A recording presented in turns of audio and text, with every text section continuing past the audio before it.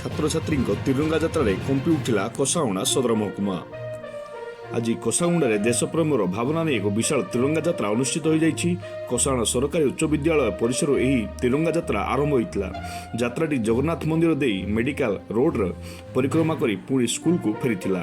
हाथ में तिरंगा पताका धरी छात्र छात्री शिक्षक शिक्षयित्री और स्थानीय लोके यही यात्रा सामिल होता देखा मिली। यही तिरंगा यात्रा कोसाउण बीडीओ आशीष त्रिपाठी, विधायक प्रतिनिधि वीरेंद्र पुजारी और सांसद प्रतिनिधि सुरेश पात्र समेत गाँव बहु वरिष्ठ व्यक्ति उपस्थित थिले।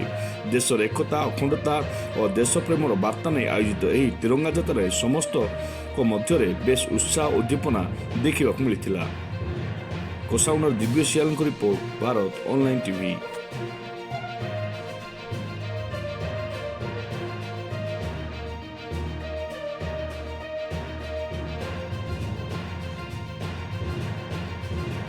तिरंगा नहीं हम बंचा, तिरंगा आमर जीवन एवं आम मान मनर भितर जो पैट्रियोटिक फिलिंग जातीयता भाव केमती सृष्टि हम, लोक मैंने केमती देश को भल पाइबे एवं तिरंगार सम्मान करेंगे से विषय आलोचना हम। धन्यवाद। तिरंगा यात्रा गोटे स्वतंत्र यात्रा, यहाँ हूँ आम गर्व एवं गौरव। यहाँ आम तिरंगा पताका हूँ आम गर्व गौरव एवं आम सम्मान प्रतीक। एवं जेहेतु आम जातीयतावाद को विश्वास करूँ, तेणु आम ये तिरंगा यात्रा को गोटे स्वतंत्र यात्रा भाव पालन करी आज प्रत्येक ये जो गाँव कोसागुड़ा गाँ सारा बुलू।